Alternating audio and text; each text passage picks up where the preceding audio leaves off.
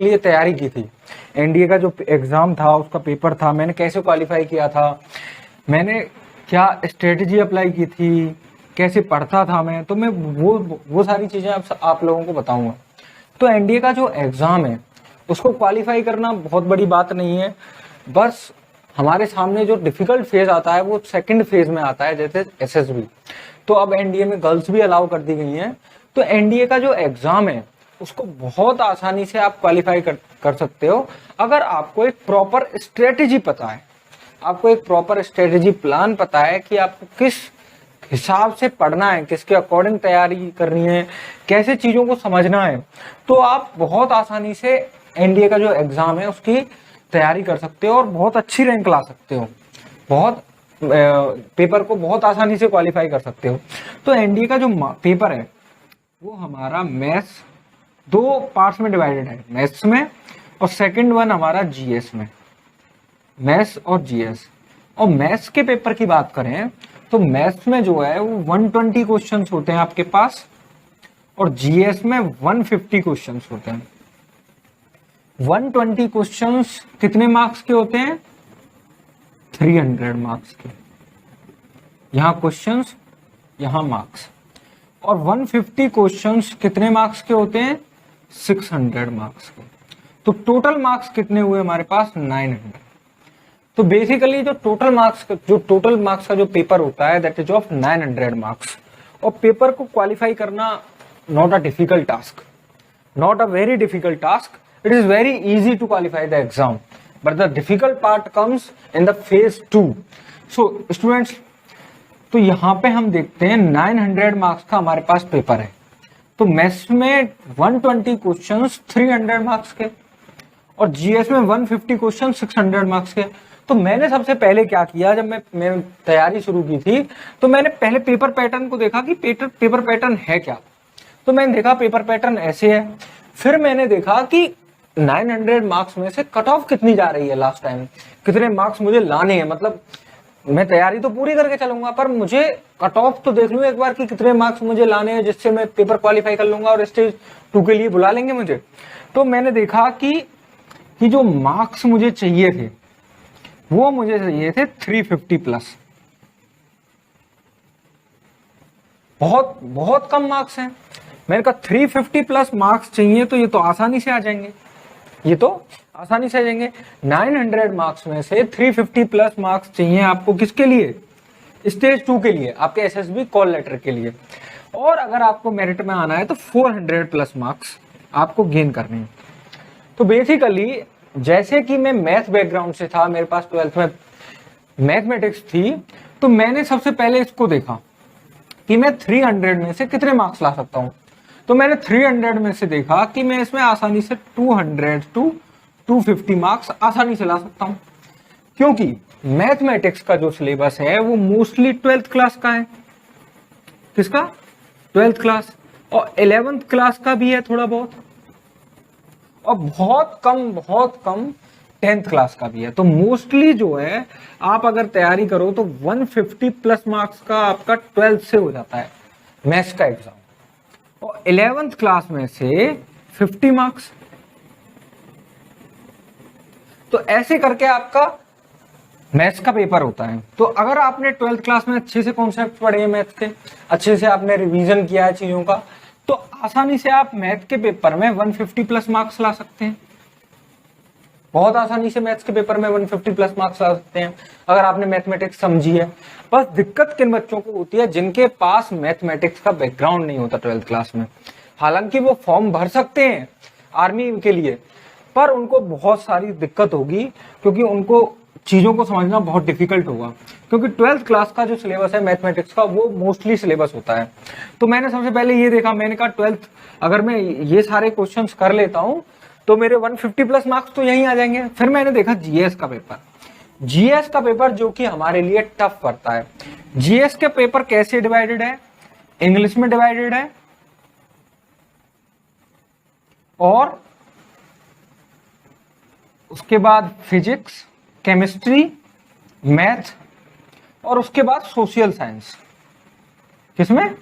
Social science में। जिसमें आपकी ज्योग्राफी, हिस्ट्री, ये सारी चीजें आ जाती हैं। तो इंग्लिश और पीसीएम, अगर बच्चा किधर से है, सीबीएसई बोर्ड से है, तो इंग्लिश में दिक्कत नहीं आएगी। और अगर यूपी बोर्ड से है तो उसे पढ़ना पड़ेगा। तो यूपी बोर्ड वाले बच्चों के लिए एक बुक आती है ल्यूसेंट इंग्लिश, अगर आप उसको प्रेफर करते हो तो आपके मैक्सिमम क्वेश्चंस यहीं से मिल जाएंगे, मैक्सिमम टू मैक्सिमम क्वेश्चंस आपको ल्यूसेंट बुक से मिल जाएंगे। तो इंग्लिश के 50 क्वेश्चंस होते हैं और इसके होते हैं हमारे 100 क्वेश्चंस। तो इंग्लिश में अगर आप 50 क्वेश्चंस आपके इंग्लिश में आ रहे हैं, अगर आपके 50 क्वेश्चंस इंग्लिश में आ रहे हैं, अगर आपके इंग्लिश में 50 क्वेश्चंस आ रहे हैं, तो आप 100+ मार्क्स इंग्लिश में ला सकते हो। 100+ मार्क्स आप इंग्लिश में ला सकते हो कि नहीं ला सकते? आप 100+ मार्क्स इंग्लिश में आसानी से ला सकते हो। अब बचे पीसीएम में, तो इनके कुल मिला के जो फिजिक्स, केमिस्ट्री, मैथ है, तो फिजिक्स से 100 मार्क्स के क्वेश्चंस मिल जाएंगे। मैक्सिमम मार्क्स बता रहा हूं मैं, मैक्सिमम मार्क्स के 100 क्वेश्चंस आपको, 100 मार्क्स के मैक्सिमम क्वेश्चंस मिल जाएंगे आपको। और केमिस्ट्री से 80 मार्क्स के मिल जाते हैं, मैथ्स नहीं होगा यहाँ पर, बायोलॉजी होगा। केमिस्ट्री से 80 मार्क्स के मिल जाते हैं। और बायोलॉजी किस लेवल की आती है? 10th, बहुत ही 10th लेवल की आती है, इतनी ज्यादा टफ नहीं आती है। और 60 to 80 क्वेश्चंस, 80 नंबर के आपको बायोलॉजी से मिल जाएंगे। तो अराउंड अगर इनको मिलाएं हम 100, 180 और उधर कितने हुए हमारे पास? 180 और 100, 200, 280 और 60 to 80 मार्क्स यहां हैं। तो आपके अराउंड 400 मार्क्स, मतलब 350 to 400 मार्क्स आपके किसमें आ सकते हैं? जीएस वाले पेपर में। जीएस वाले पेपर में 600 में से 350 to 400 मार्क्स बहुत आसानी से आ सकते हैं, नहीं आ सकते? अगर आपके 350, मैंने यही देखा, मैंने देखा कि मैं जीएस वाले पेपर में कितने ला सकता हूं। मैंने तो लगाया था कि मैं 300 मार्क्स अगर जीएस में ले आया, आधे मार्क्स भी जीएस में ले आया, और 100 मार्क्स अगर मैं उसमें ले आता हूं मैथ में 150 मार्क्स, तो मैं 450 मार्क्स यहीं ले आऊंगा। और 450 मार्क्स अगर मैं ले आता हूं तो मैं पेपर क्वालिफाई कर लूंगा और मैं स्टेज 2 के लिए कॉल लेटर मेरा एसएसबी के लिए आ जाएगा। तो मैंने ये देखा था, तो मैंने ये ऐसे तैयारी की, फिर मैंने स्टार्ट किया चीजों को। मुझे पता था कि मैं सोशल साइंस में ज्यादा नहीं कर पाऊंगा क्योंकि मेरा बैकग्राउंड है नहीं, मैंने चीजों को पढ़े हुए बहुत टाइम हो गया है। तो मैंने देखा कि फिजिक्स, केमिस्ट्री और बायोलॉजी, मैं इन चीजों को पढ़ सकता हूँ। तो इनके मैं सारे के सारे मार्क्स लाने की कोशिश करूंगा ताकि मेरे ज्यादा से ज्यादा इनमें मार्क्स आए, नंबर कटे नहीं मेरे, और मैं इंग्लिश में मार्क्स ला सकता हूँ। तो मैंने सोचा 600 में से मैं 300 मार्क्स तो मैं ला सकता हूँ, नहीं ला सकता जीएस के पेपर में? मैंने सोचा एनडीए के एग्जाम में 600 में से 300 मार्क्स ला सकता हूँ कि नहीं ला सकता? अगर आपकी सोशल साइंस 300 मार्क्स की आ रही है या और ज्यादा की आ रही है, तो मैं इनको हटा के इतने मार्क्स ला सकता हूं कि नहीं ला सकता?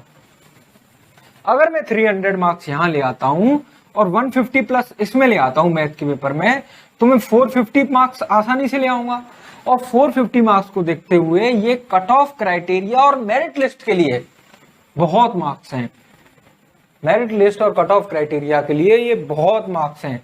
अगर आपके 450 प्लस एनडीए के एग्जाम में आ रहे हैं 900 में से, तो बहुत मार्क्स हैं। आप कॉल लेटर भी आएगा, आपका एसएस भी हो जाएगा।